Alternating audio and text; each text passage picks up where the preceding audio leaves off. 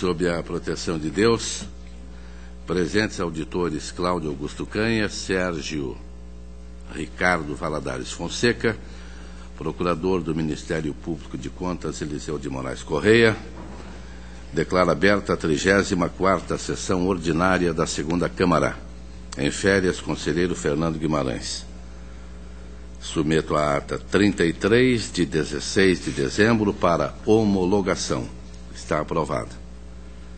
Conforme regimento interno, oportunidade para comunicações, inclusão em pauta e devolução de processos. Auditor Cláudio Canha. Obrigado, senhor presidente. Para comunicar que diferir sobre os seguintes atos de inativação na Diretoria de Controle de Atos de Pessoal, tendo em vista aguardar a decisão definitiva do processo 6061-2013, que é sobre o Decreto Estadual 777410.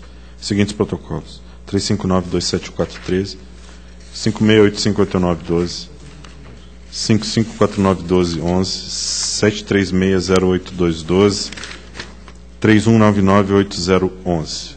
Obrigado. Devidamente anotado. Também estou comunicando sobre estamentos na Diretoria de Contas Estaduais 670.593.14, na Diretoria de Atos de Pessoal 716.301.13. A palavra está livre. Senhor Procurador Eliseu Correia. Senhor presidente, para devolver o processo 240.657/15 de pedido de certidão liberatória do município de Santa Helena. Tudo bem.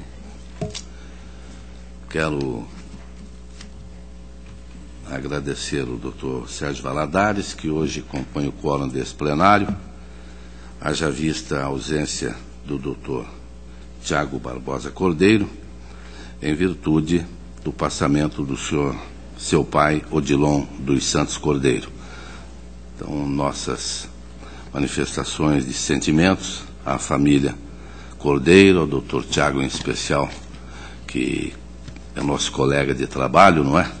E o agradecimento antecipado ao doutor Valadares por estar conosco nessa sessão. Eu vou iniciar a sessão, lembrando que há uma solicitação de sustentação oral no protocolo 816-043-13, é um relatório de auditoria, município de Ponta Grossa, e o relator sou eu. Eu quero convidar o doutor Renato Cardoso de Almeida Andrade, que será o responsável pela sustentação oral, de pronto já destacando a nossa profunda admiração pelo trabalho realizado por este brilhante advogado, e também, se me permite, à família Cardoso de Almeida, que tive a honra e o prazer muito grande de conviver com muitos anos com o doutor Euclides Cardoso, um doutor em comunicação, que também já nos deixou, e o doutor Renato lembra muito o saudoso Euclides Cardoso.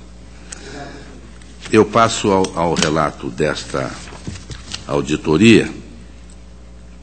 Foi realizada em Ponta Grossa, Plano Anual de Inspeções, exercícios de 2011 a 2013, e foi realizada a auditoria entre 26 e 28 de novembro de 2013, especialmente para auditar obra paralisada do alargamento e duplicação do viaduto de acesso ao núcleo Santa Paula.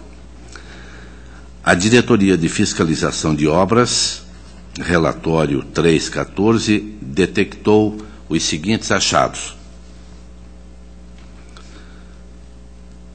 contratação, achado 1, da obra de execução do alargamento e duplicação do viaduto de acesso ao núcleo Santa Paula, por meio de concorrência 1/2011, com base em projeto não aprovado e homologado pelo Departamento de Estradas de Rodagem, em que pese a administração municipal ter recebido ofício 137/2011 do diretor da concessionária de rodovias integradas, em 7 de abril de 2011, comunicando o secretário municipal de Planejamento que, após a análise técnica dos projetos para o alargamento do viaduto, projeto alargamento do viaduto existente, denominado Santa Paula, elaborado pela empresa PR Ribeiro e Companhia Limitada, os projetos foram aprovados. Não houve pronunciamento do DR quanto a este projeto. Os efeitos, segundo o relatório: A.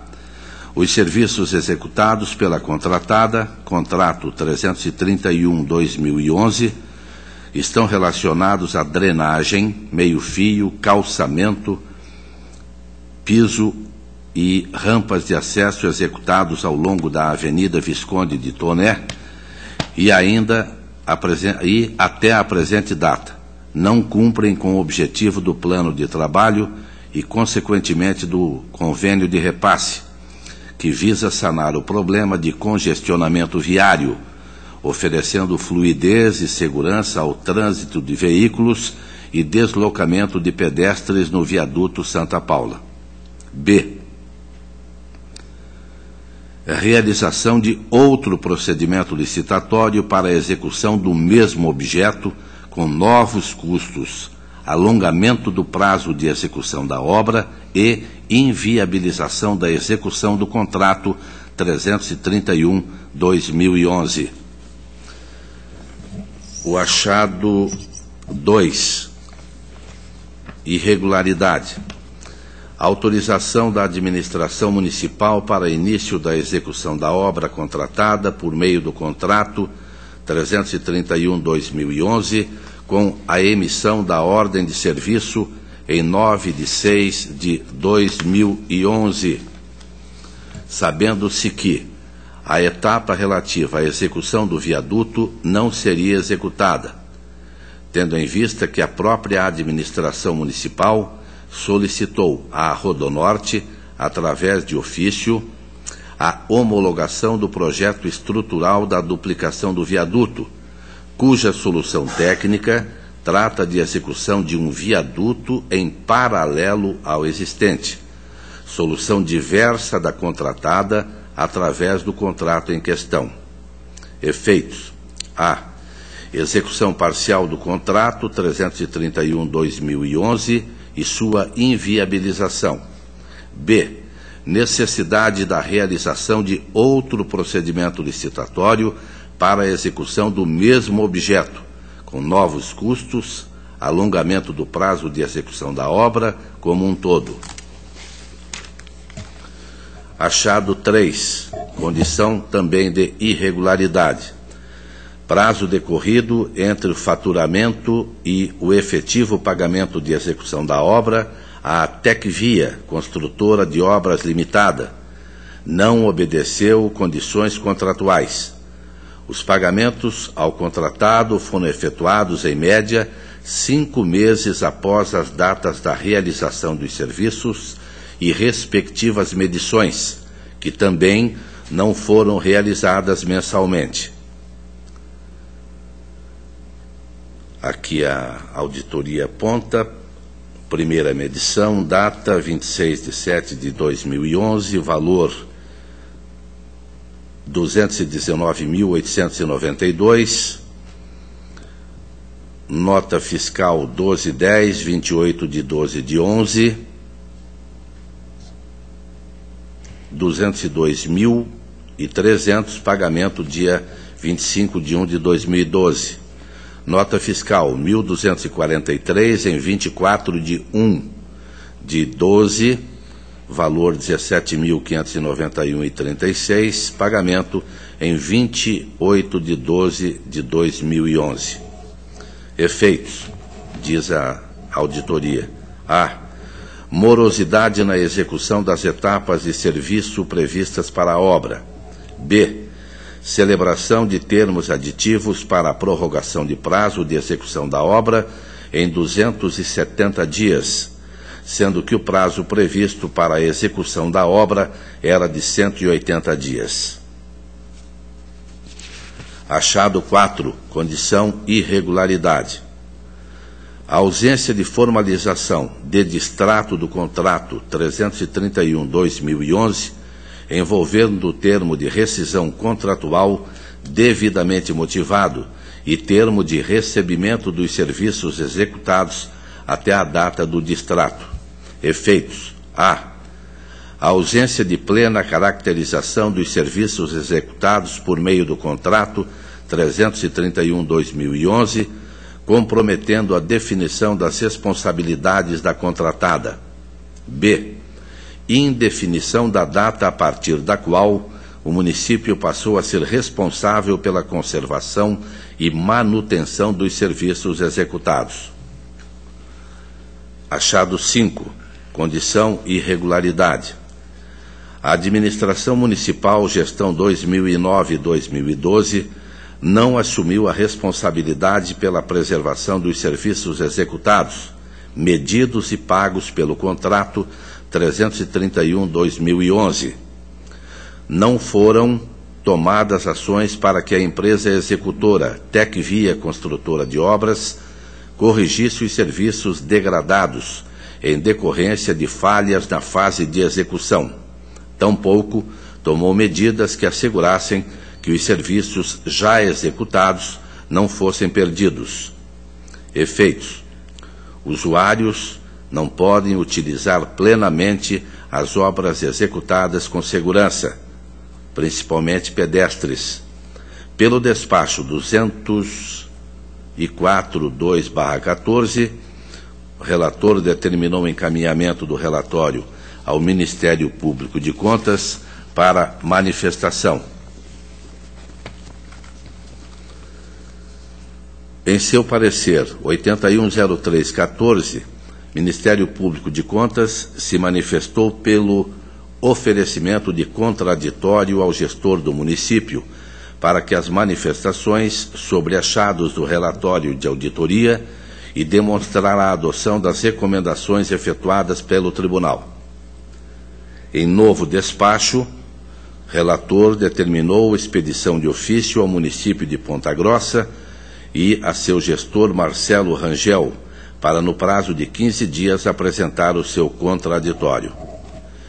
Em resposta aos ofícios, os senhores Silvio Rogério Marchiori e José Alberto de Souza Moita, através de protocolos, juntaram petição e documentos para sua defesa, bem como pelo protocolo de números, César Alberto Carneiro Soares juntou documentos e sua defesa.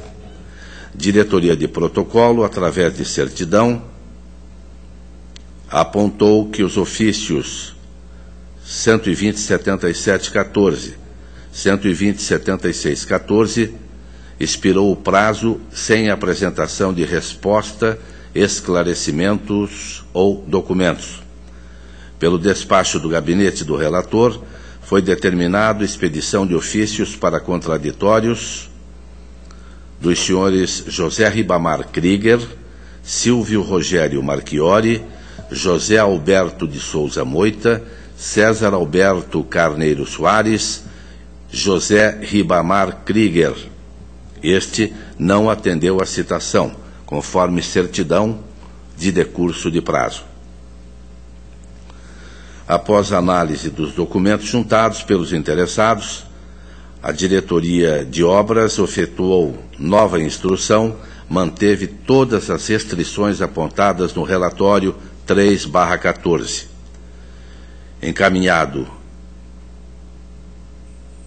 para a manifestação do diretor do Ministério Público, este, através de parecer, após análise, opina pela realização de nova diligência ao município de Ponta Grossa, a fim de que se pronuncie acerca dos motivos que ensejaram o atraso dos repasses de recursos à então contratada Tecvia Limitada, e esclareça termos do distrato com menção precisa aos serviços que foram concluídos e aos que deixaram de ser executados, em razão do término da contratação. Quanto à responsabilização do fiscal de obras à época, achado 4, opina pela exclusão da responsabilidade do mesmo, visto que restou demonstrada culpa da administração na formalização do distrato e que o servidor já havia sido exonerado. Após a emissão da instrução da diretoria e do parecer do Ministério Público, o senhor César Alberto Carneiro Soares, fiscal da obra, juntou documentos conforme protocolo, bem como houve a emissão de despacho do gabinete do relator para expedição de ofício notificando o município de Ponta Grossa para pronunciar-se sobre o parecer do Ministério Público. Expedido o ofício, não houve qualquer manifestação por parte do município de Ponta Grossa, conforme consta na certidão de decurso de prazo 207/15. O ofício, o 187-3514. A Diretoria de Fiscalização de Obras analisou documentos juntados pelo senhor Alberto ou César Alberto Carneiro Soares e concluiu que ficou caracterizada a ausência de responsabilidade do mesmo. Quanto aos achados 4 e 5, não lhe cabendo, portanto, a imputação de sanção prevista no artigo 87 da Lei 113/05. Contudo, deve permanecer restrições com responsabilização do senhor José Ribamar Krieger nos achados 4 e 5. Em relação aos demais achados, os de número 1, 2 e 3 propõem a manutenção das responsabilizações e sanções previstas nos termos do artigo 87 da Lei 113/05. Ministério Público manifestou-se, acompanha posicionamento técnico, entendendo pela aprovação do relatório de auditoria, recomendando a convenção do presente em tomada de contas extraordinária, remessa de cópia dos autos ao Ministério Público Estadual e aplicação das sanções constantes da instrução.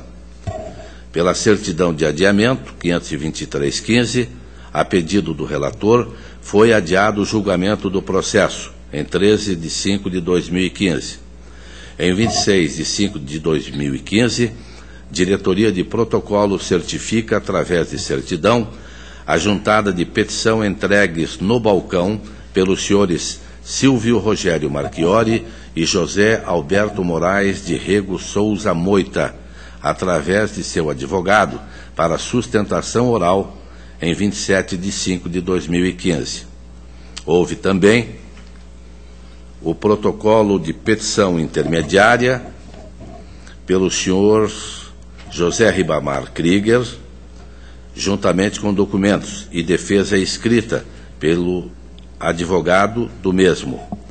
Pelo recibo da petição intermediária, o senhor José Ribamar Krieger juntou novos documentos, peças 101 a 126.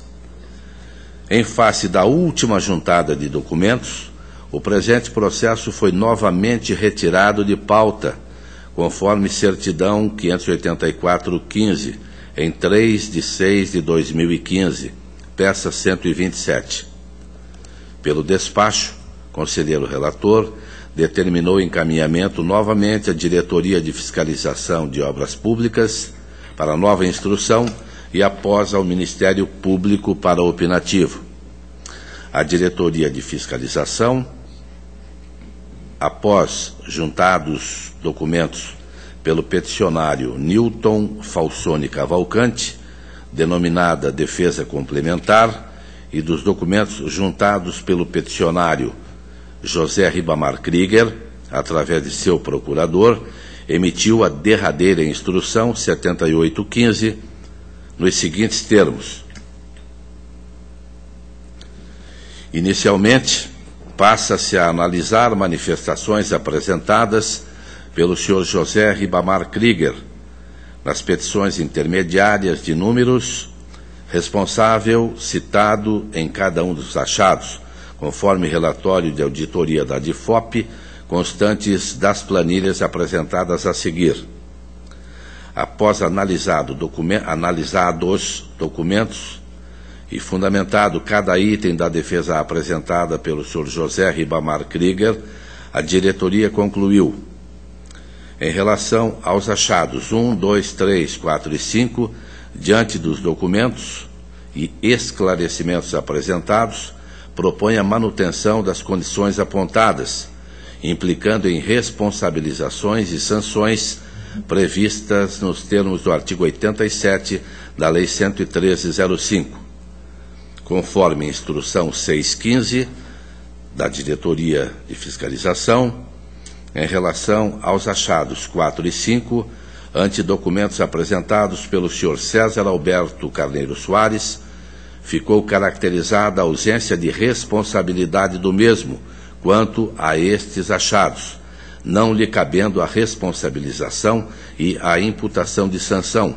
conforme proposto na inicial, situação referendada pelo parecer 1439/15 do Ministério Público. Assim, propõe a manutenção da conclusão exarada no relatório 314 da diretoria, com a imputação de multas às condições ou achados, sem dano ao erário, listadas no quadro 4.3, folhas 17 da peça 6.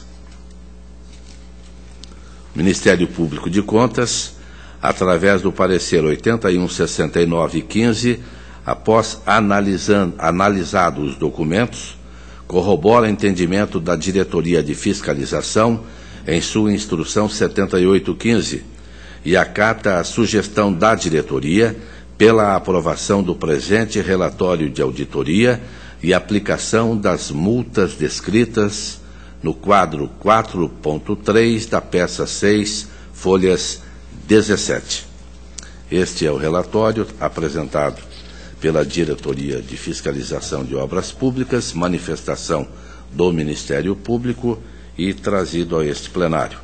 Por 15 minutos, eu tenho a honra de conceder a palavra ao destacado advogado e professor Renato Cardoso de Almeida Andrade.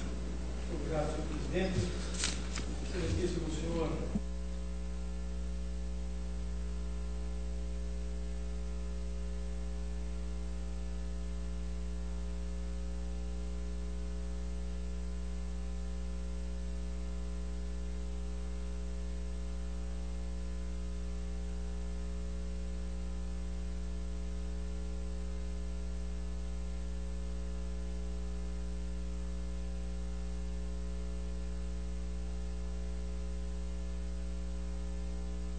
de conduta relativamente à Prefeitura Municipal de Ponta Grossa e seus administradores, cada um dentro da sua responsabilidade funcional. No achado número 5, uma referência ligeira é feita às pessoas de Silvio Rogério Marchiori e José Alberto Moraes Rego de Souza Moita, a quem represento. Estes dois senhores foram, cada um a seu tempo, presidente da concessionária de rodovias, chamada Rodonorte, a qual detém a concessão do lote número 5 do Anel de Integração do Paraná. Qual é a obrigação da concessionária? E por que destaco que a referência a esses dois senhores, ela é absolutamente rápida e com muito respeito, incompreensível do ponto de vista de responsabilidade funcional, que é o que se discute perante essa Corte de Contas.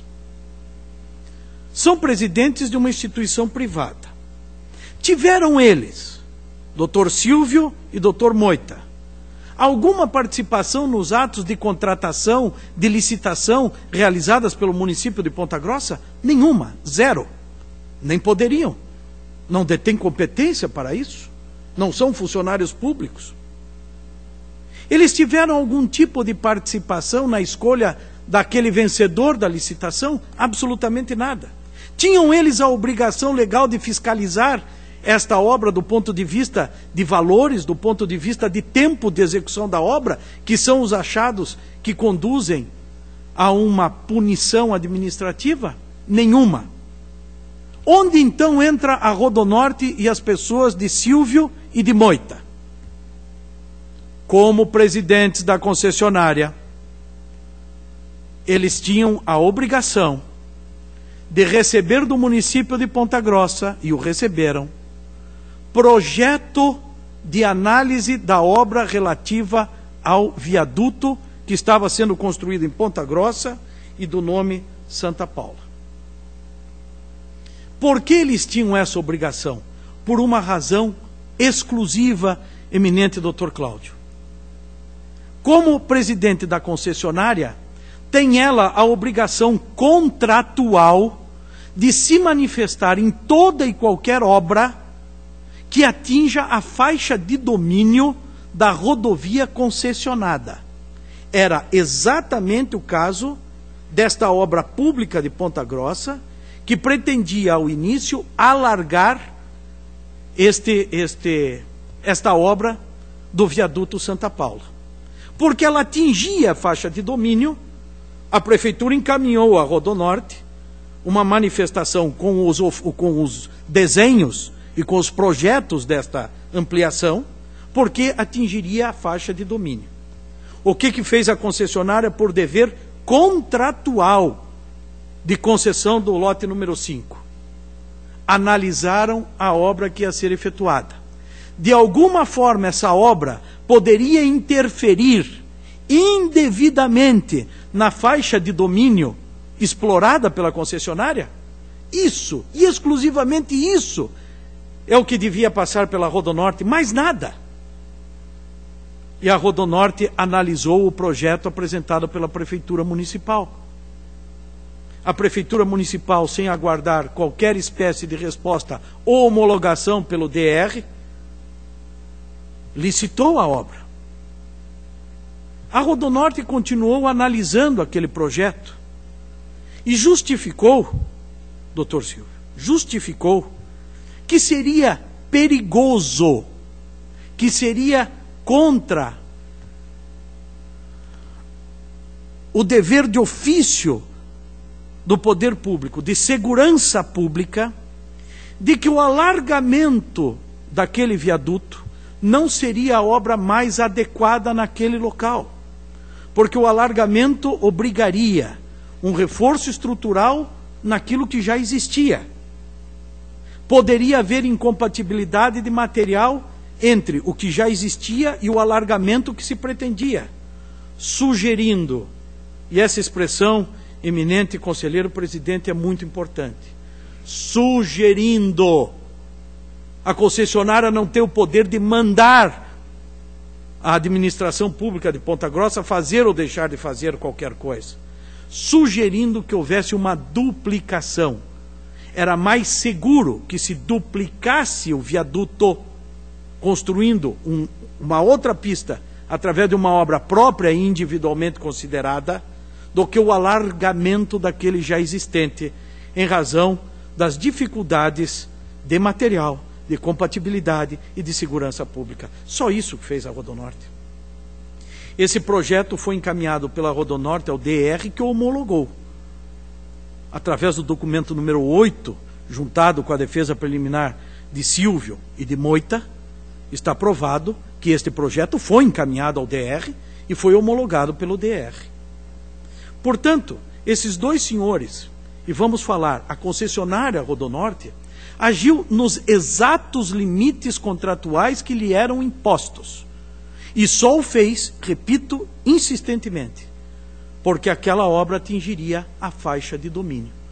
Se não atingisse a faixa de domínio, a Rodonorte sequer deveria ter sido consultada a respeito da obra a ser executada.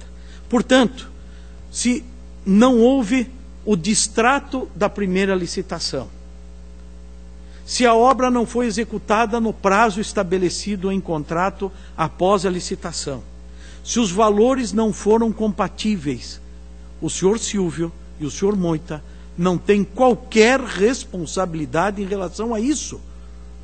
Porque, como presidentes da Rodonorte, e o doutor Moita continua sendo o atual presidente da Rodonorte, eles agiram exclusivamente nos limites impostos pelo contrato de concessão. Mais nada. Daí porque, com muito respeito, todos os achados dizem respeito a outros fatos, fatos estranhos à Rodonorte, fatos estranhos ao comportamento dos ora aqui defendidos. Por essa razão é que, muito respeitosamente, com base na documentação acostada na defesa, que demonstra exatamente o que eu estou tendo a oportunidade de sustentar perante Vossa Excelência da tribuna, é no sentido de que seja afastada qualquer responsabilidade dos ex e atual presidente da Rodonorte, porque eles não tiveram qualquer atuação na contratação, licitação, pagamento, fiscalização da obra e assim por diante, que é o objeto do trabalho executado pelo setor de obras públicas desse egrégio Tribunal de Contas. Por essas razões é que se requer respeitosamente que, em relação a ambos, seja julgado improcedente a acusação formalizada, ainda que rapidamente, no achado número 5, afastando de ambos qualquer responsabilidade, porque não tiveram qualquer responsabilidade na execução dessa obra, e, portanto, sobre eles não incidindo, obviamente, qualquer pena de multa, que é o que se sugere no relatório de auditoria. Por essas razões, senhor presidente, é que, respeitosamente, em relação aos dois defendentes, que se aguarda o arquivamento do feito. Muito obrigado. Agradeço a Vossa Excelência. A palavra está aberta para discutir relatório e também sustentação oral. Doutor Sérgio Valadares. Senhor presidente, a explanação do douto patrono, do senhor presidente e do senhor diretor da concessionária, a meu ver, trouxeram argumentos jurídicos relevantes. Nós sabemos que, pela Constituição, os tribunais de contas têm jurisdição sobre todo aquele que, sendo pessoa física ou jurídica, receba, gerencie, guarde recursos públicos. Nós sabemos que há uma distinção entre transferência de recursos para um terceiro, que se torna, então,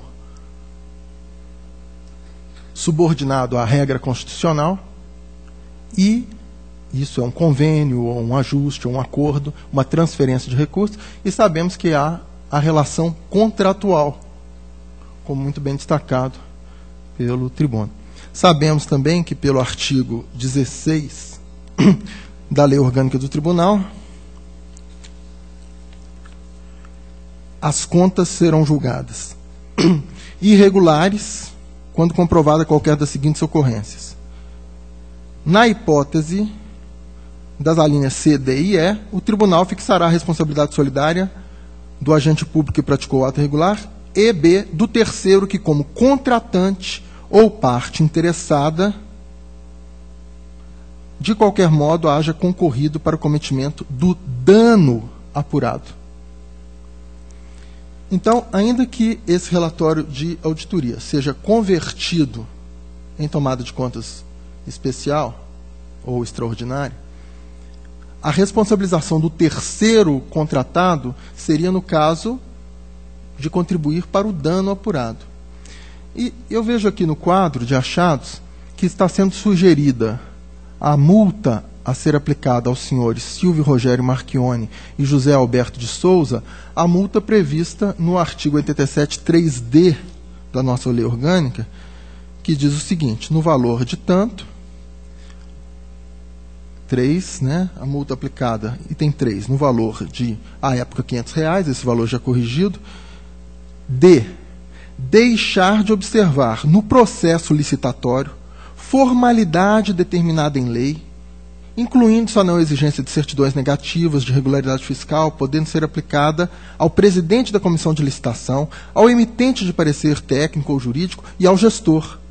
Então, a meu ver, como muito bem sustentado pelo doutor patrono das partes, aqui essa multa capitulada nessa linha diz respeito fundamentalmente à atuação funcional. É claro que a empresa concessionária não geriu a licitação, não emitiu parecer técnico, não presidiu o processo licitatório.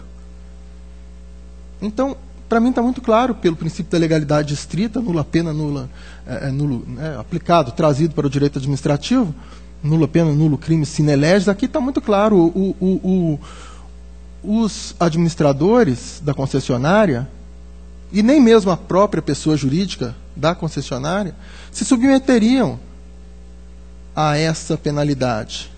Eles não estão aqui, não existe essa penalidade prevista para esse caso. Não, esse enquadramento, com o devido respeito, não me parece correto.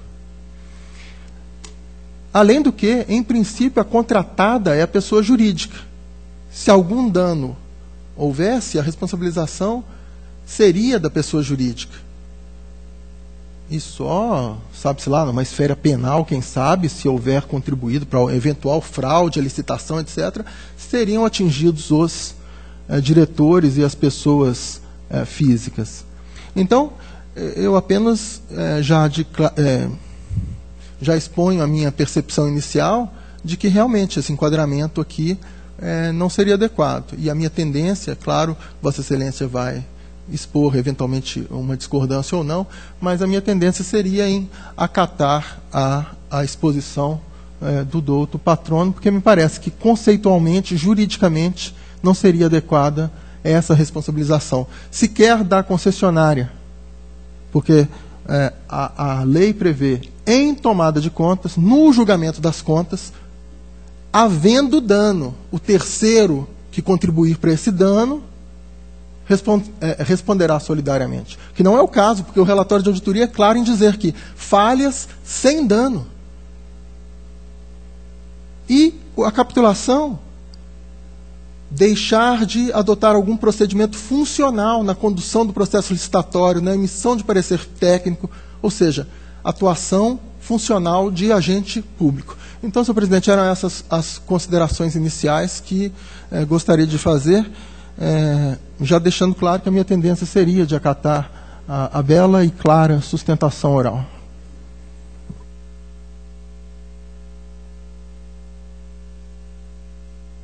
Ainda está em discussão, auditor Cláudio Canha. Apenas gostaria de que fosse esclarecido pelo auditor Sérgio como seria o seu voto, então, em que linha? Não, eu estou apenas o doutor advogado, o doutor Renato, né? Pelo que ouvi, representa os dois agentes do setor privado, presidente e diretor da concessionária. E há aqui no quadro de achados de nossa diretoria de fiscalização a responsabilização desses dois agentes privados, prevendo para eles a multa do 87.3D. E, resumindo, o 87.3D prevê isso. Multa para aquele que, como presidente da comissão, emitente de parecer técnico ou outras atuações administrativas funcionais. Então, Vossa Excelência exclui os...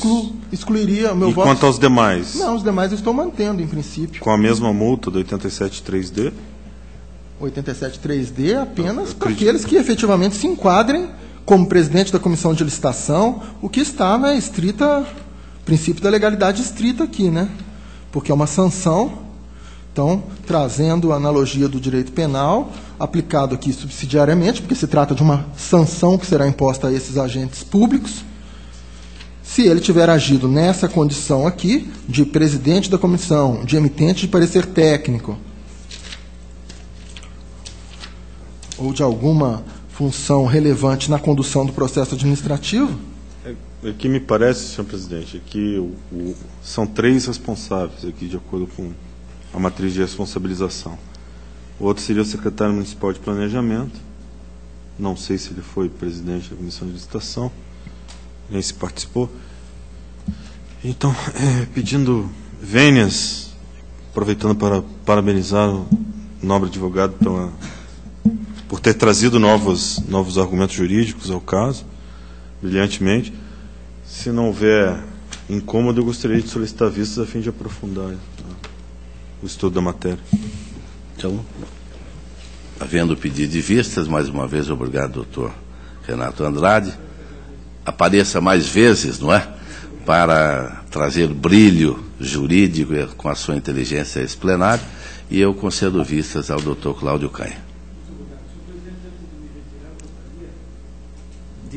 Publicamente da tribuna, agradecer a sempre gentileza desta presidência, de Vossa Excelência, de quem tenho a honra também de privar da amizade ao longo de muitos e muitos anos, não só através da pessoa de meu tio, que Vossa Excelência relembrou e me emocionou, mas pelo respeito, admiração que tenho por esta casa, por seus membros, por seus funcionários e pelo douto Ministério Público de Contas.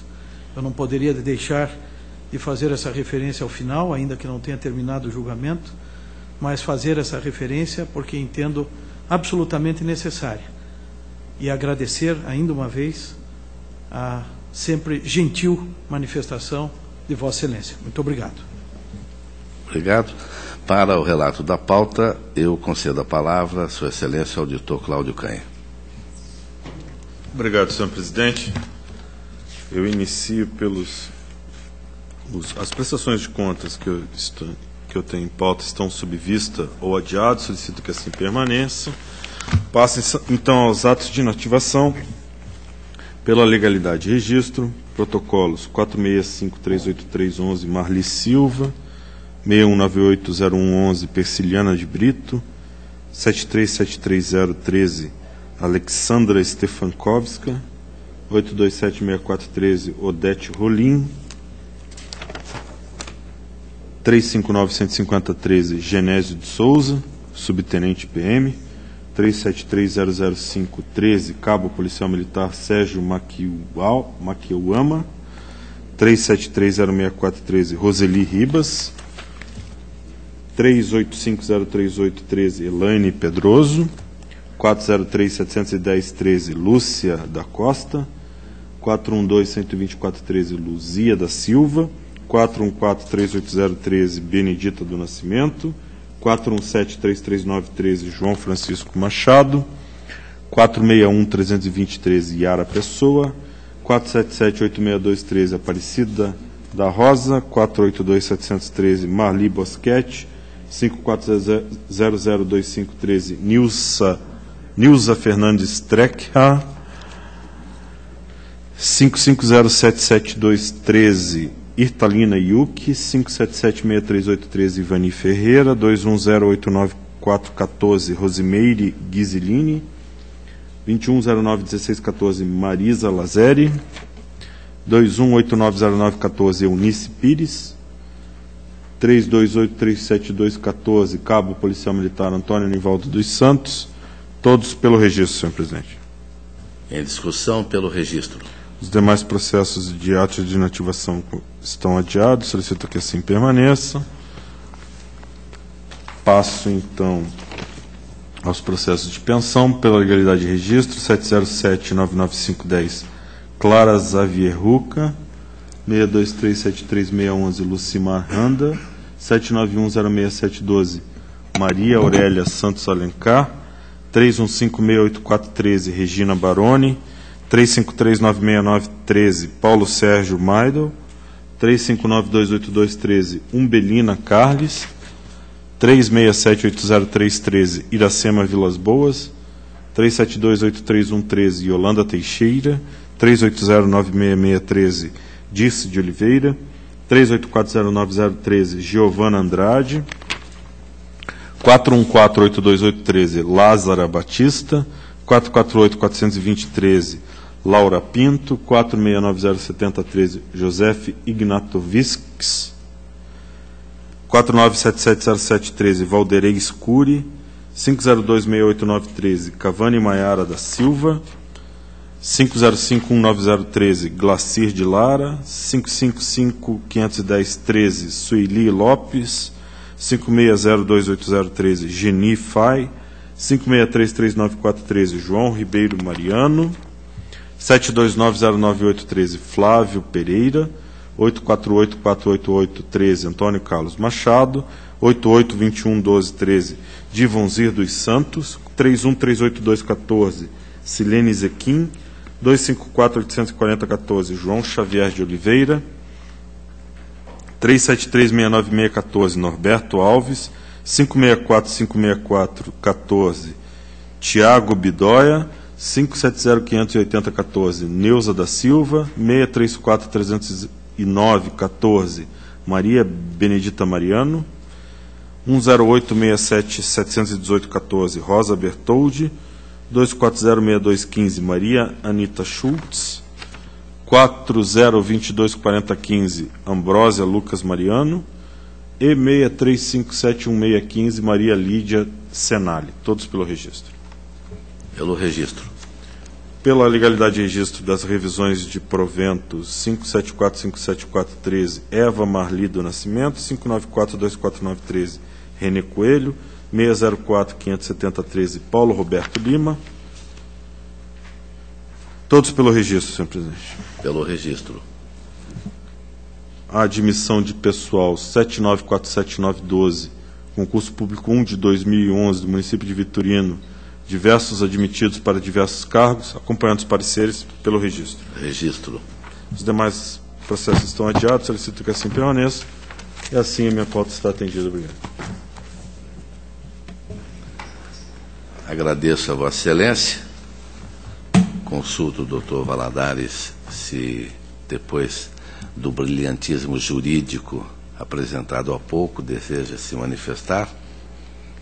Não, senhor presidente, quero apenas agradecer a Vossa Excelência, a honroso convite para vir compor esta sessão, né, me unir a Vossa Excelência no pesar e no apoio ao nosso amigo, colega Tiago, que enfrenta, né, problemas emocionais já, não apenas esse, né, que Deus dê a ele força para superar os diversos problemas pelos quais ele tem passado, né, de doenças na família. E apenas agradecer o convite de Vossa Excelência, honrado sempre e sempre à disposição para dividir aqui com Vossa Excelência essa tarde de trabalho. Obrigado, doutor Valadares. Passo ao relato da minha pauta.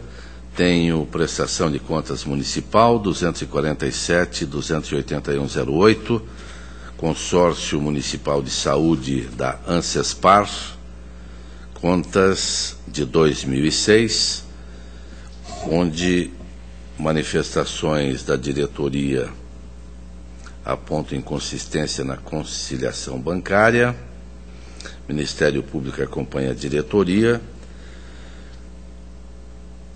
Houve uma diferença menor entre a posição bancária contabilmente registrada e a real situação bancária do consórcio. Diferença em conta do Banco do Brasil e também no Banco Itaú. E são feitas recomendações, mas não foi verificado nenhum dano ao erário e também não se comprovou nenhum dano ao consórcio Ancespar, motivo pelo qual a proposta do relator é pela regularidade com ressalva. Está aprovado.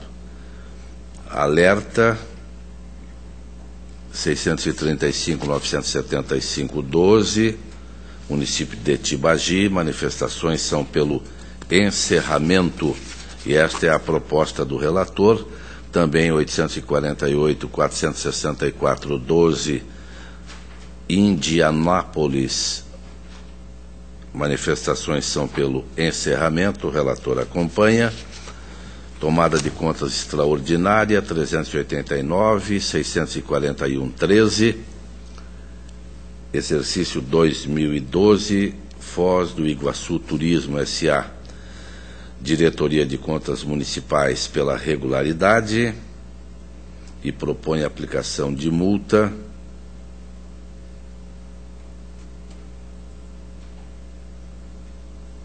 pela apresentação com atraso de documentos e posteriormente houve a regularização. O Ministério Público também acompanha a DCM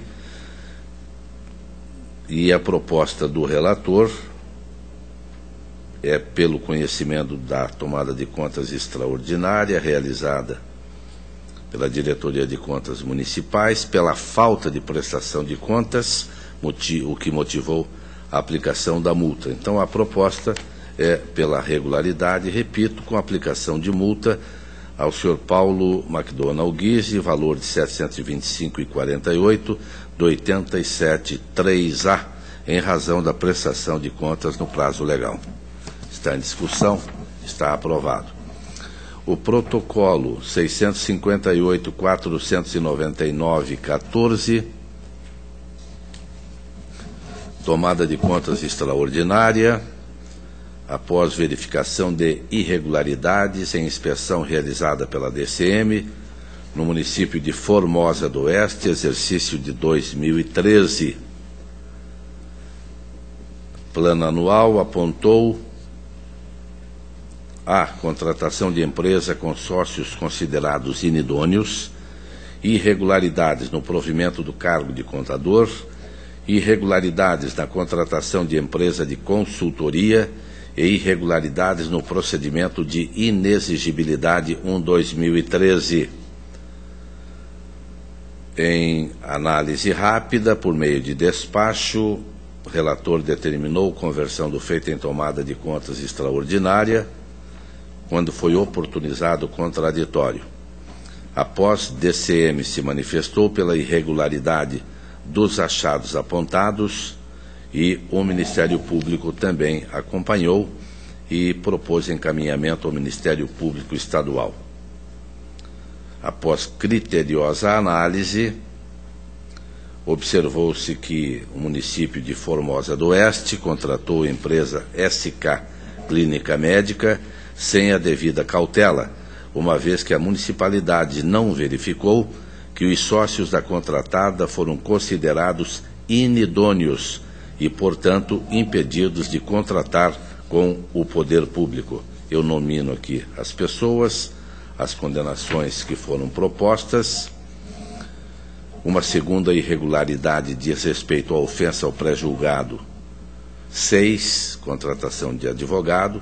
Aqui, o serviço terceirizado, empresa Factus Soluções Administrativas, para a execução de serviços especializados na gestão contábil, para acompanhamento na execução orçamentária, financeira, patrimonial, incluindo PPA, LDO e LOA, no valor mensal de 3.000.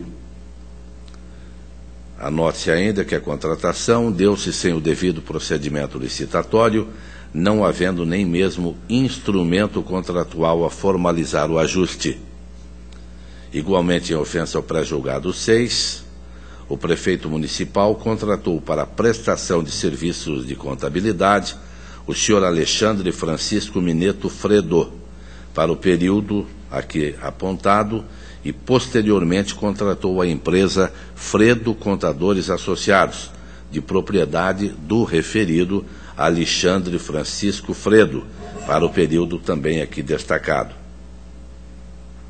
Também flagrantemente irregular é a contratação da empresa MCA Consultoria e Assessoramento Municipal, cujo sócio é Jair Francisco Fredo, para o período também aqui apontado, para executar serviços de suporte técnico na área administrativa, financeira e de planejamento do município.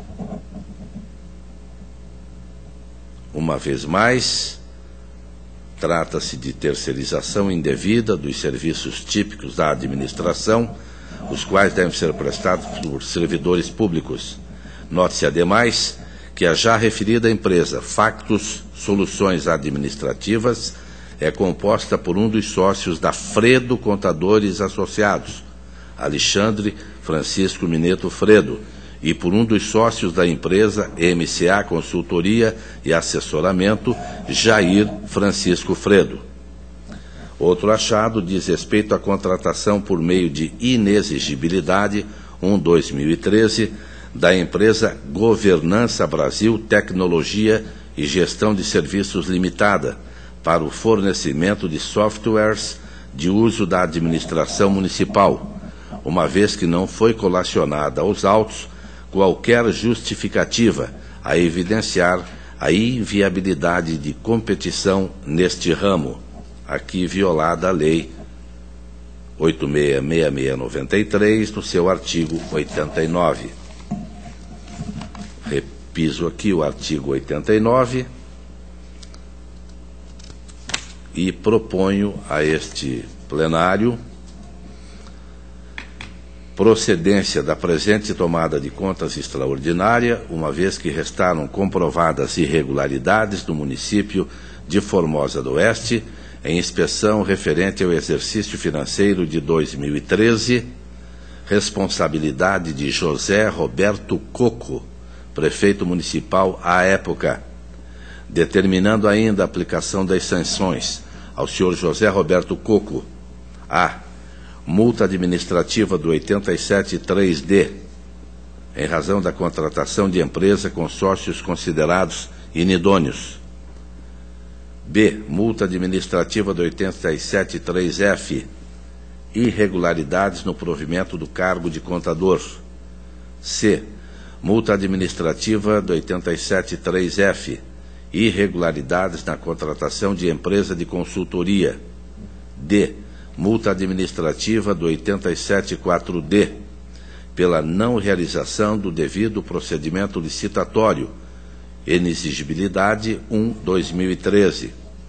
Ressarcimento integral dos valores pagos pela Municipalidade de Formosa do Oeste, pagamentos às empresas SK Clínica Médica, Factus Soluções Administrativas, Fredo Contadores Associados, MCA Consultoria e Assessoramento Municipal e Governança Brasil Tecnologia e Gestão de Serviços, assim como ao senhor Alexandre Francisco Mineto Fredo, os quais, nos termos da informação, devem ser devidamente atualizados, valores pela Diretoria de Execuções deste egrégio tribunal, determinando remessa da cópia do presente feito ao Ministério Público Estadual, que é a proposta do Ministério Público. Está em discussão. Senhor presidente. Auditor Valadares. Senhor presidente, para discutir, eu gosto sempre de deixar muito clara a minha posição em relação a essas eventuais terceirizações. Quando eu participava dessa Câmara, Vossa Excelência também já acompanhou esse entendimento, principalmente em relação às câmaras municipais. E a expressão que eu uso com devido respeito é a seguinte, não é? Muitos desses órgãos têm uma contabilidade, com devido respeito, mais simples do que a de um pequeno comércio, não é? E nós discutíamos, quando eu fazia parte desta Câmara, tinha a honra de toda semana conversar, né, de uma maneira um pouco mais formal, como ocorre nessas sessões com Vossa Excelência, era exatamente aquilo. Quanto custaria para uma Câmara realizar um concurso público e pagar um servidor mensalmente R$3.000, R$4.000, R$5.000, quando ele pode ter um contrato com um escritório que presta essa consultoria ou organiza essa contabilidade para vários municípios por R$1.000, por R$2.000. E nós chegávamos sempre à conclusão de que não deveríamos julgar aquelas contas irregulares. Inclusive, o nosso ex-pré-julgado que trata desse assunto é o número 6 ou 7, né? 6. Está em rediscussão, o que me parece, não é isso? E, salvo engano, era essa a nossa posição, não é? Quando o valor dessa contratação era módico e a minha preocupação nesses casos, eu acho grave quando se viola o princípio da impessoalidade, da moralidade, quando, por exemplo, se utiliza esse expediente para beneficiar um determinado conhecido, um determinado parente, ou, coisa pior, mas que nós não temos provas, que é transferir um montante muito maior do que seria o valor do serviço, para eventualmente depois, sabe-se lá para quê, né, seria utilizado esse sobrepreço. Não é? Aí seriam ilações, mas nós sabemos que ocorrem. Então, eu digo isso para deixar muito claro que a minha posição não é simplesmente julgar irregular uma conta porque tem contratação de uma consultoria. E eu verifiquei aqui, de acordo com o dado do IBGE, reproduzido aqui pela Wikipédia, censo de 2010, Formosa do Oeste tem 2.355 habitantes. Formosa do Oeste tem 2.355 habitantes, ou seja, é o que está aqui, né? Formosa do Oeste, censo de 2010, Formosa do Oeste, Paraná, no oeste do Paraná, 2.355 habitantes, de acordo com a Wikipédia, o censo de 2000, não entrei no censo do IBGE, a Wikipédia está citando o IBGE de 2010.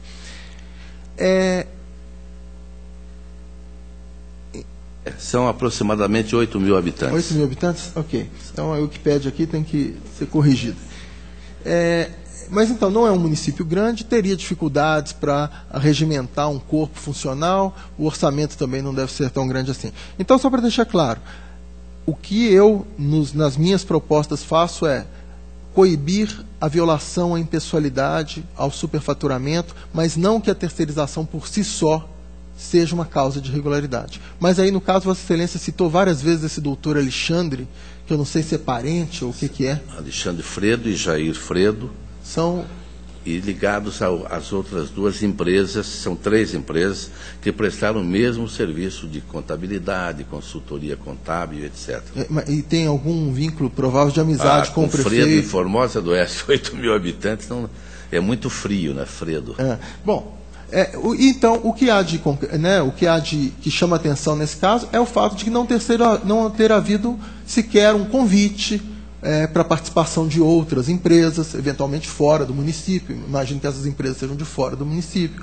Empresas que poderiam prestar o serviço por um valor obtido a partir de uma competição. Posso só dar uma pitadinha na sua argumentação, só para que Vossa Excelência fique tranquilo quanto ao voto que eu apresentei.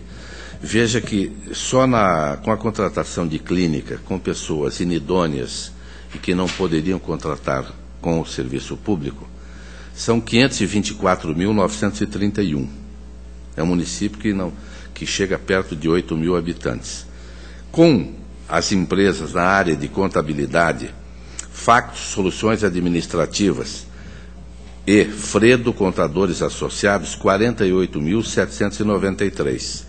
Com a MCA Assessoramento Contábil, 36.460. Com Alexandre Francisco Fredo, 12.200. E com a Governança Brasil, Tecnologia e Gestão de Serviços, 108.973. Então, a argumentação que é de coração grande de Vossa Excelência é para uma Câmara, e Vossa Excelência disse bem, com mínimas condições, orçamento de botequim de rabo de galo, né? Mas aqui não é o caso.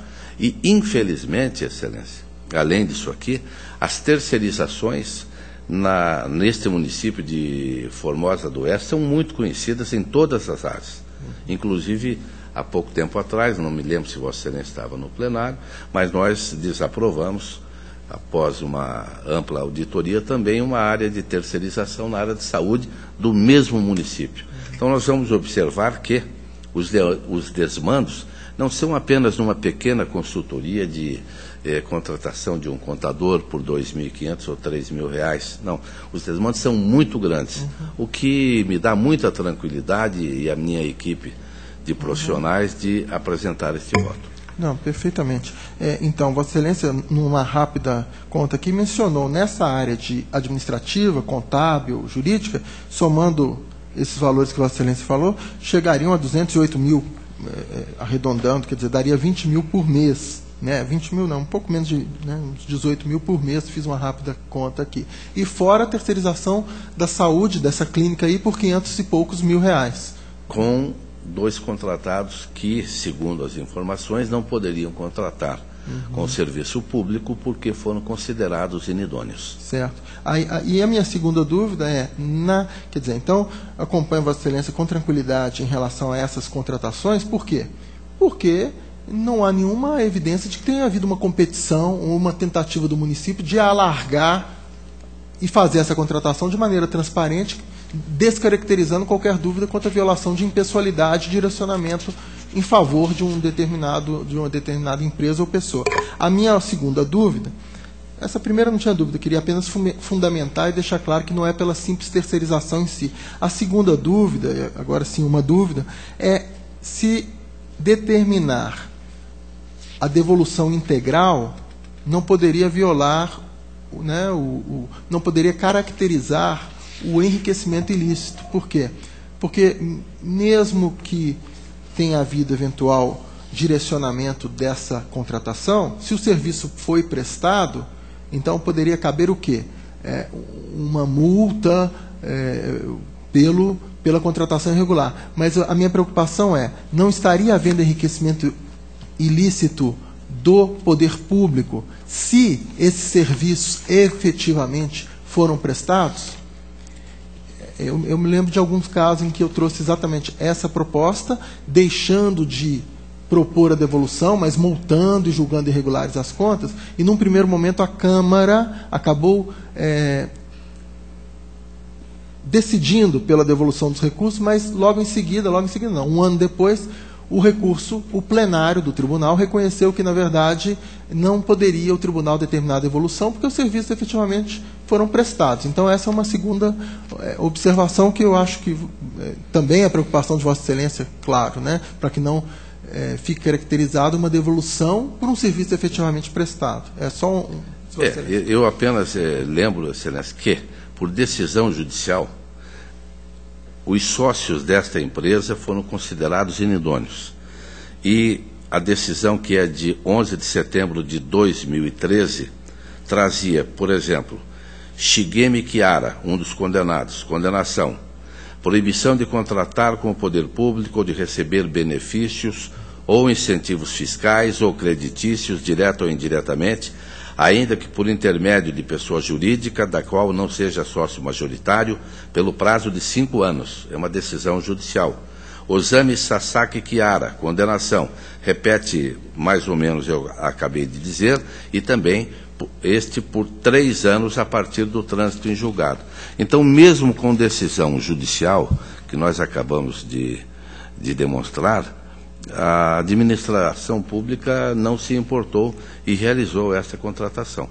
Quanto à prestação dos serviços, também é uma carência documental, segundo o trabalho realizado na tomada de contas extraordinária.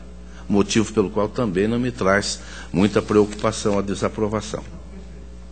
Então, quer dizer, porque eu teria dúvida jurídica, apesar de existir uma decisão judicial e dessa decisão estar sendo violada, se o serviço tivesse sido prestado, eu teria dúvida em, ainda assim, determinar a devolução. Mas Vossa Excelência está dando um outro argumento, que não se demonstrou que efetivamente houve um serviço prestado. Aí é um argumento que me parece tranquilo. O outro, eu poderia até discutir, olha, violou uma decisão judicial que diz que ele não pode ser contratado. Ok, violou a decisão judicial. Mas ele foi contratado e trabalhou? Então, a solução, mesmo com a proibição judicial, seria qual? Impor uma sanção aos dois, se fosse o caso, inclusive o Poder Judiciário, porque até crime de desobediência, porque se há uma decisão do Estado, ele desobedeceu, é crime de desobediência. Mas a sanção seria outra, que não a devolução do dinheiro pago por um serviço prestado. Não sei se Vossa Excelência concordaria comigo. Quer dizer... Não, eu ouço com muita atenção, mas não concordo. Mas se não mexe no bolso, Excelência, fica muito mais fácil. Sim, diria Sérgio Moro. Mas eu não sei, mas o raciocínio que eu faço é esse. Olha, ele está proibido de contratar, mas foi contratado e fez o serviço.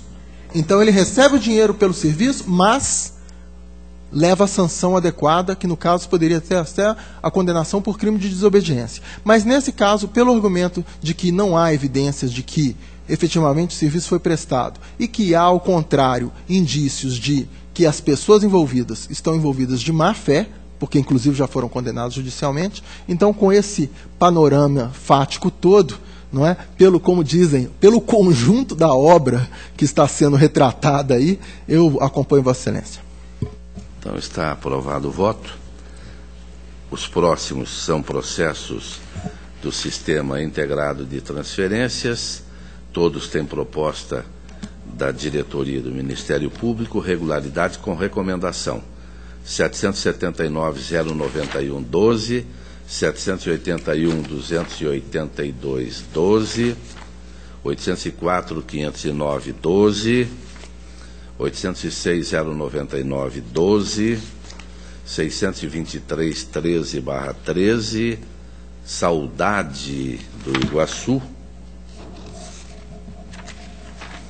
127.110.13, Jacarezinho, 127.179.13, também Jacarezinho, 220.187.13, município de Maringá, 409.921.13, Ponta Grossa, 422.790.13, também Ponta Grossa, também 423.215.13, a cidade é de Ponta Grossa, 423.304.13, Ponta Grossa, 423.843.13, Ponta Grossa, 761.641.13, este é Curitiba, 518.71.14, Fundação Araucária, todos eles proposta de regularidade com recomendações. Estão aprovados. O protocolo de auditoria já foi relatado também. Município de Ponta Grossa.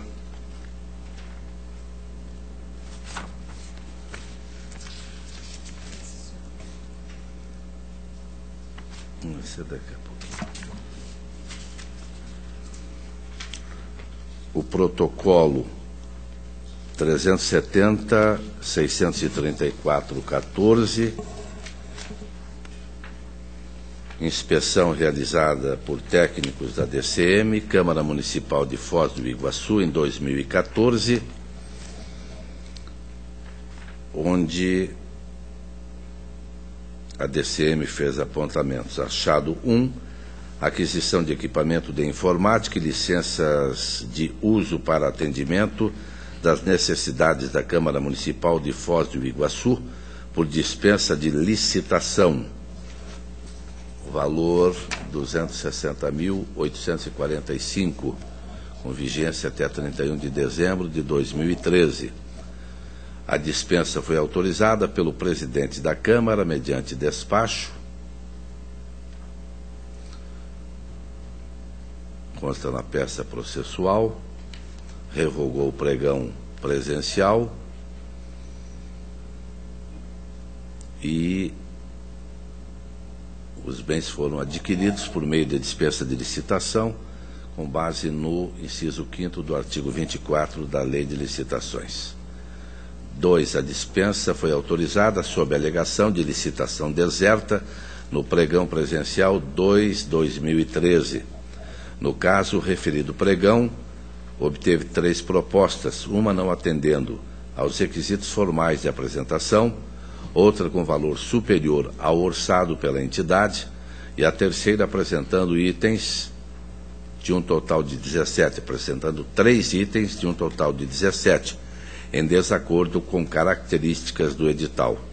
Tal situação foi identificada pela Comissão de Licitação. 3. Independente da hipótese indicada e da justificativa utilizada pela administração para que a licitação anterior não pudesse ser repetida, não caberia a dispensa da licitação, tendo em vista falhas graves identificadas no pregão 8/2013, capazes de macular a contratação como um todo. 3.1. Critério de julgamento e classificação das propostas. A Câmara Municipal de Foz do Iguaçu realizou em 2 de setembro de 2013 licitação na modalidade pregão presencial, cujo objeto a ser adquirido ficou definido no respectivo edital da licitação. Peça 6, folhas 79 a 140, da seguinte forma: quanto ao critério para julgamento, O edital do pregão 8/2013, em análise, estabeleceu que a licitação seria do tipo menor preço global. No presente caso, a comissão adotou um novo tipo de julgamento, não comportando ou não comportado pelo artigo 4º da Lei 10.520 de 2002 e expressamente vedado pelo parágrafo 5º do artigo 45 da Lei de Licitações. 3.2. Parecer jurídico com vistas a aferir a regularidade da aquisição por meio do pregão do tipo menor preço global.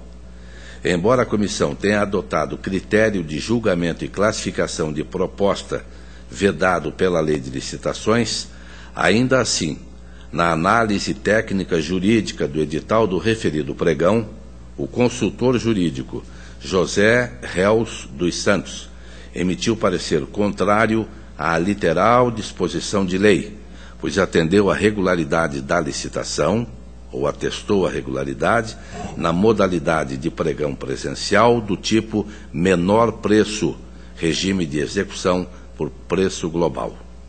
4. Pesquisa inadequada para aquisição de bens por meio de dispensa de licitação.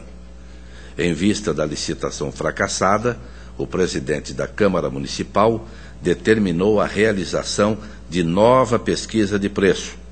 Essa nova pesquisa, segundo constatado nos e-mails encaminhados, deveria contemplar o preço de todos os itens do edital e certificar ainda que eram capazes de fornecer todos os itens exatamente como especificados, ou, se fosse o caso, em versões superiores ou mais recentes. Além dessas determinações descabidas, constatou-se a exigência da comprovação por parte das empresas consultadas da procedência dos equipamentos por meio de nota fiscal do fornecedor. Em se tratando de orçamento, a entidade solicitante, em momento algum, poderia exigir a comprovação da procedência dos equipamentos por meio de nota fiscal do fornecedor. Assim, depois de uma série de exigências incabíveis, diz o relatório, a única empresa que encaminhou o orçamento foi a empresa Eliane Yamamoto, sendo esse um dos motivos que levaram o presidente da Câmara a revogar a licitação e autorizar a aquisição dos bens elencados no edital do pregão presencial 8/2013 por dispensa de licitação. 4.1. Aquisição de bens com valores acima dos apresentados pelas empresas participantes do pregão. A empresa municipal firmou o contrato 22/2013 com a empresa Eliane Yamamoto para a aquisição de equipamentos de informática e licenças de uso para atendimento da Câmara Municipal de Foz do Iguaçu por meio de dispensa de licitação.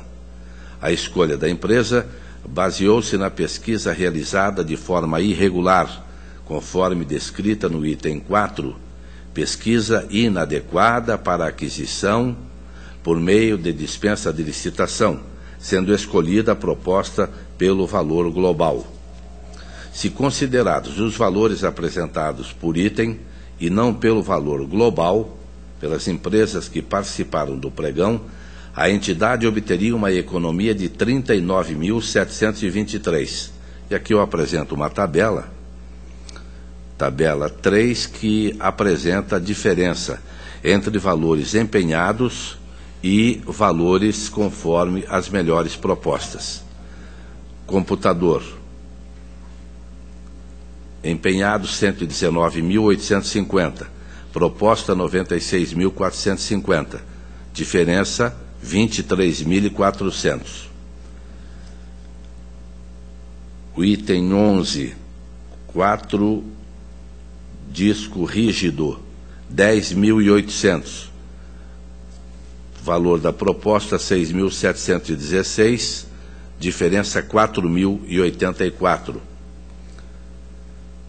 Item 16, 35, trata de monitor LCD 19, empenhado 17.850, proposta 14.560, diferença 3.290.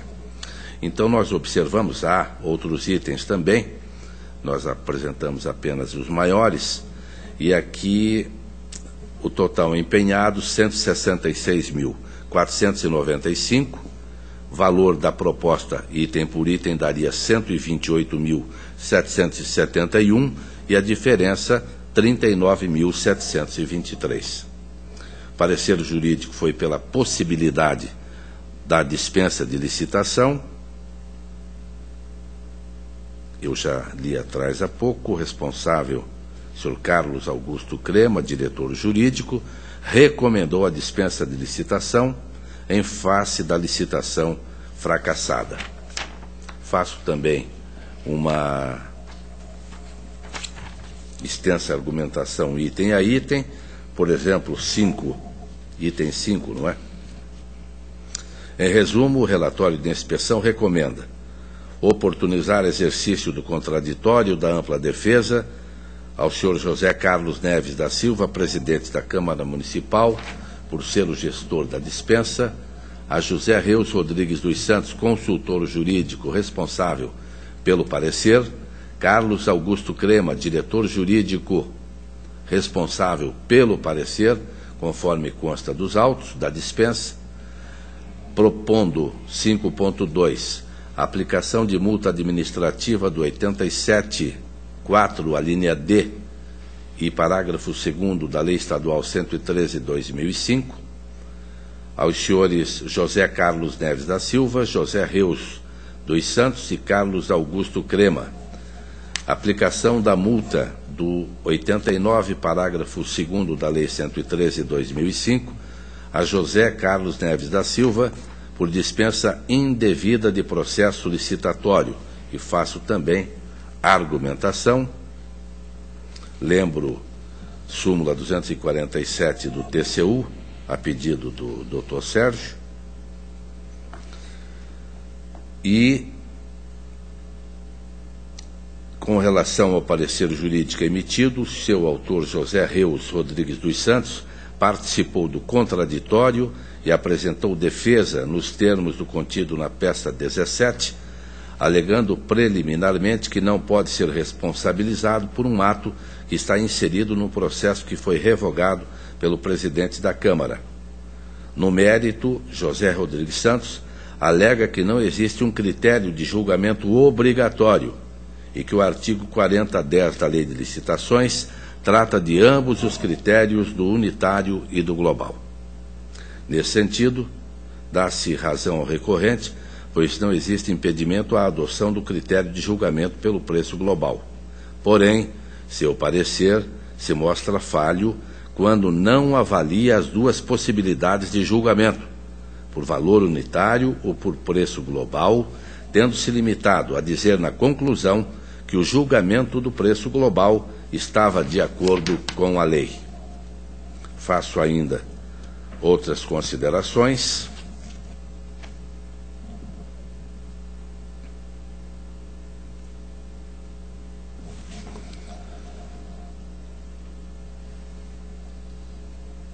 Desta forma, diz ainda o relatório e também nas argumentações, entende-se pela manutenção das conclusões expostas no relatório de inspeção 1214 em relação ao senhor José Reus Rodrigues dos Santos. O segundo tópico analisado é a contratação por dispensa de licitação da empresa Eliane Yamamoto após a licitação frustrada. O artigo 24, inciso 5º da Lei de Licitações, possibilita a contratação direta por dispensa de licitação quando se dá a licitação anterior deserta. A dúvida que existe está na hipótese de que apareceram 3 interessados no pregão, mas eles não atenderam aos requisitos do edital, hipótese que é chamada de licitação fracassada. Aqui nomino as empresas e a empresa Eliane Yamamoto, por formular proposta acima do máximo descrito no edital, empresa Macropel Comercial por apresentar 3 itens fora do previsto no edital, e a empresa Cavitec, Comércio e Prestação de Serviços de Informática, por apresentar proposta de apenas alguns itens.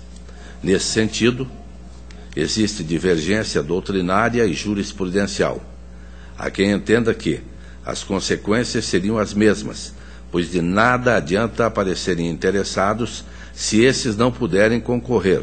E, segundo essa corrente, a consequência seria a contratação direta por dispensa, exatamente como ocorre na licitação deserta.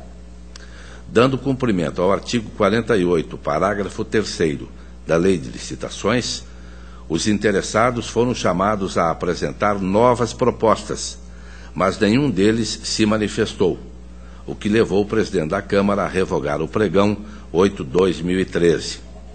Num segundo momento, quando feita outra pesquisa de preços, a empresa Eliane Yamamoto, que havia apresentado proposta acima do máximo previsto em edital, desta vez adequou valores ao edital e celebrou com a Câmara o contrato 22/2013.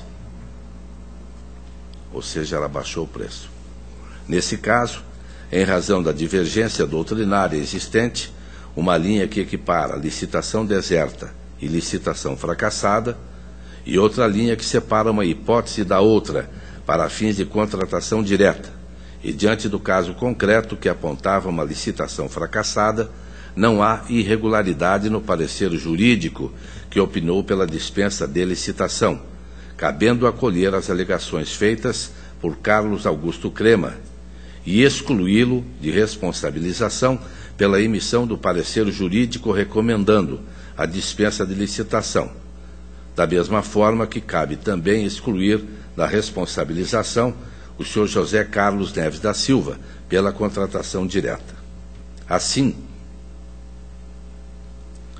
a DCM concluiu sua análise pela manutenção da irregularidade com a aplicação de multas em vista da adoção de critério de julgamento por preço global em vez de preço por item, no pregão 8/2013, restringindo a competitividade e resultando em licitação fracassada, de onde decorreu a contratação direta por dispensa. E ainda, a aplicação de multa do 87.4, a linha D, no valor de 1.450, para cada um dos senhores José Carlos Neves da Silva, presidente da Câmara à época dos fatos, e José Reus Rodrigues dos Santos, consultor jurídico, autor do parecer jurídico. O Ministério Público manifestou-se, acompanha posicionamento técnico,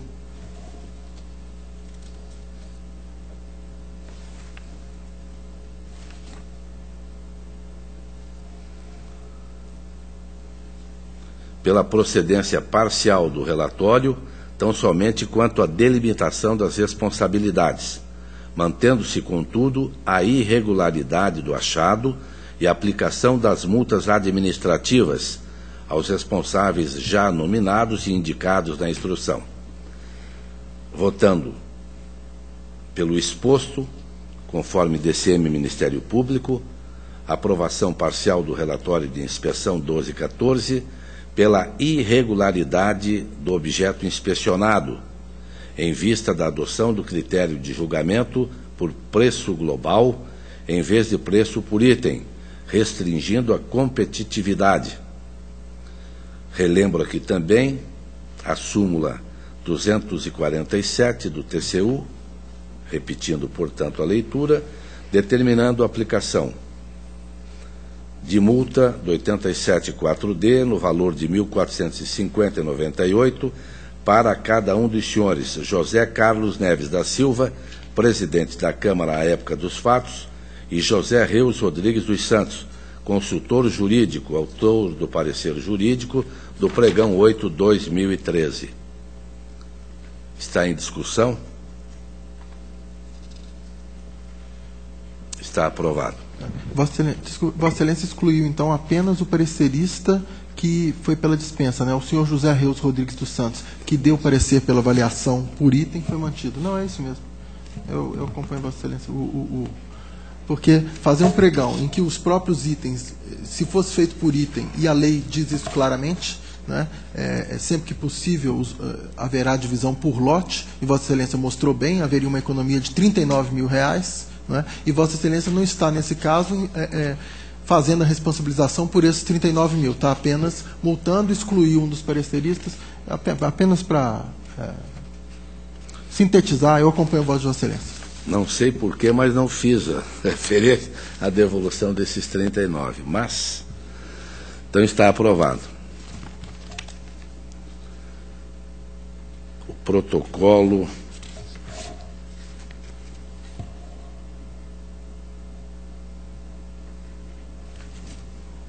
do Tocanha, já vou terminar porque hoje bati o recorde.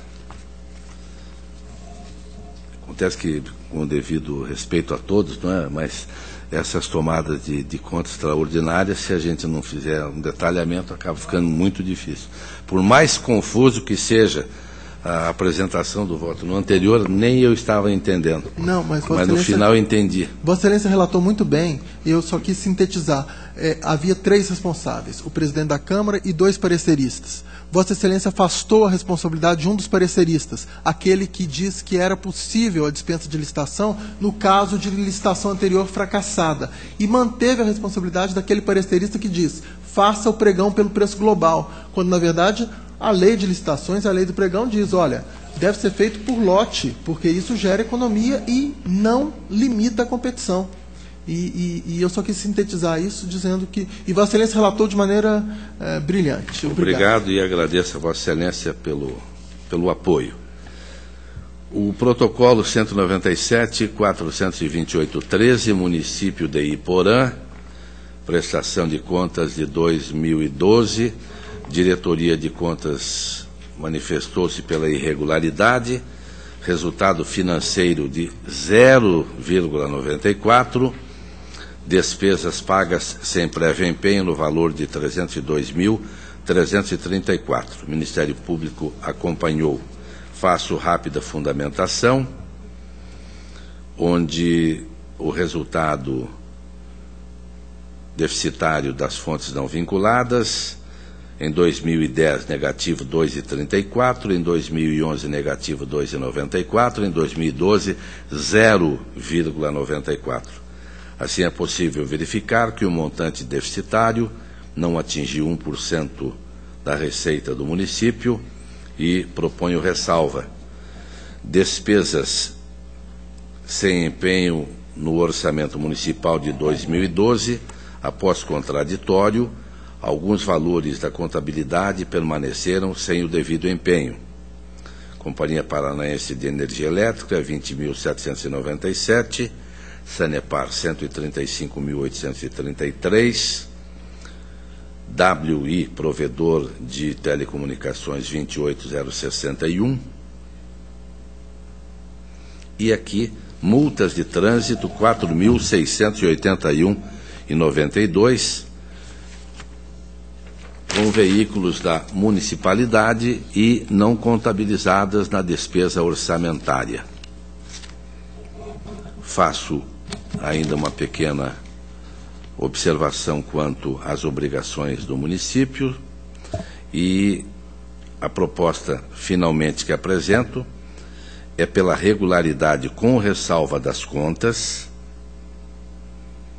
do município de Iporã de 2012, conforme fundamentação que apresento, propondo a aplicação da multa no valor de R$ 725,48 pelo descumprimento do artigo 60 da Lei 4.320/64 e não empenhou despesas municipais no exercício de 2012.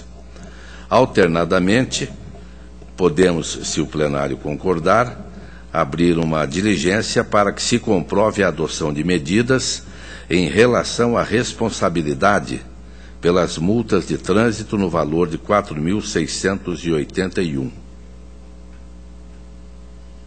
está em discussão. Se Vossa Excelência me permitir uma sugestão, poderia ser feita, já que está...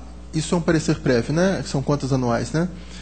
Eu tenho a posição particular de que não cabe multar. Vossa Excelência propõe a multa ao prefeito, não é isso? Perfeito.